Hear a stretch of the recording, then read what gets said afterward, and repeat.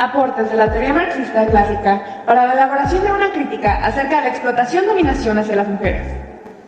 La teoría marxista clásica está condicionada a un espacio-tiempo determinado, donde los derechos de las mujeres apenas daban sus primeros pasos de manera orgánica, y el patriarcado se manifestaba con mayor crudeza en todas las esferas sociales. No podemos pedir a un hombre blanco de esa época que elevara plenamente la bandera de la lucha feminista. Sin embargo, su análisis del origen de la familia, la propiedad privada y el Estado, de la mano de Engels, nos da las herramientas necesarias para formular un pensamiento sobre la condición de la mujer en la sociedad contemporánea. Es importante entender que para arribar a las prácticas actuales de relaciones sociales dominantes, hay toda una evolución previa, iniciando por el salvajismo, en el que el hombre, expresado así por los autores clásicos claramente, pasó de un estado de supervivencia tropical a base de semillas, de las primeras herramientas como la flecha, el fuego, el arco, hasta estados aún rudimentarios, pero estados en los que ya se lograba domesticar o cultivar. Se producían, por ejemplo, las primeras mercancías como el adobe, pero en el que es preciso entender que ya existía una tónica de dominación. Ejemplo de ello es la conquista. Ahora bien, en tiempos más actuales y con la evolución, por ejemplo, de familias o sociedades con estructuras menos rigurosas en las que incluso se podía pensar en la poligamia, se logra instaurar la entidad de la familia monogámica, que sería el eslabón principal para la acumulación del capital, en el que las mujeres serían esenciales para perpetuar la existencia de un linaje que pudiera heredar y expandir la propiedad privada. Y claramente las condiciones en las que estas mujeres van a ser partícipes van a ser relaciones dominantes, relaciones de poder y de control. Por más imponentes que nos parecen los hombres de esta época antigua, apenas se diferenciaban unos de otros. Estaban aún sujetos, como dice Marx, al cordón umbilical de la comunidad primitiva, ya que las comunidades primitivas tenían que quebrantarse, y aunque así ocurrió, se deshizo por influencias que nos parecen como una degradación, como por ejemplo la caída de la altura moral de una antigua sociedad, y aunque se inaugura la nueva sociedad civilizada, aún actualmente no ha sido más que el desarrollo de una íntima minoría a expensas de una inmensa mayoría de explotados, oprimidos, degradación de mujeres y desigualdades de género, y el papel de las mujeres en la reproducción social de las familias. Para el análisis de las cuestiones sociales y el cómo estas, a pesar ya de que ocurrieron más de 1500 años, siguen siendo de mucha importancia, ya que la lucha de las mujeres desde años atrás ha sido importante y esto es hoy más que nunca. Para la época de mayor florecimiento de Atenas, las mujeres constituían junto con los niños un número de 90.000 ciudadanos libres.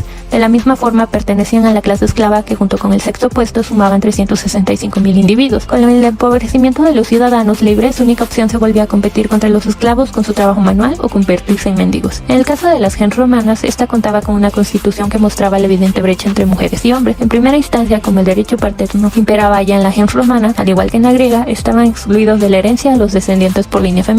Otro ejemplo de esto es que las mujeres perdían sus derechos naticios al casarse. Ni ella ni sus hijos podían heredar de su padre o de los hermanos de este. El nombre gentilicio se le podía conceder a las mujeres, pero no a las mujeres casadas, especialmente aquellas que se casaban con un miembro fuera de su gens. Al ocurrir esto, la mujer debía pasar por completo a la gens de su esposo y salir de la suya. Sin embargo, a pesar de ser miembro de esta, no estaban enlazados con ella por ningún vínculo consanguíneo. Otra de las características de esto era que podían heredar los bienes de su marido cuando éste muriera. Hay una hipótesis que indica que una mujer se podía casar con alguien fuera de su gens, pero solo después de que se casara con alguien de su propia gens, y que al morir este parecía concederle casi por testamento el derecho a hacerlo. Sin embargo, esta hipótesis contradice un poco a la información que se tiene sobre los pueblos de esa época. En los pueblos de origen celta, las gens o clanes se organizaron de manera jurídica enfocándose a la propiedad privada, la herencia y los derechos, siendo así la participación de la mujer y sus derechos de propiedad y divorcio muy altos, ya que podían divorciarse sin perder ningún derecho solo porque su marido hiciera algo que no les gustara. Las tribus alemanas reunidas se desarrollaron entre los griegos en la época heroica y entre los romanos en la época llamada de los reyes. Este régimen quedó destruido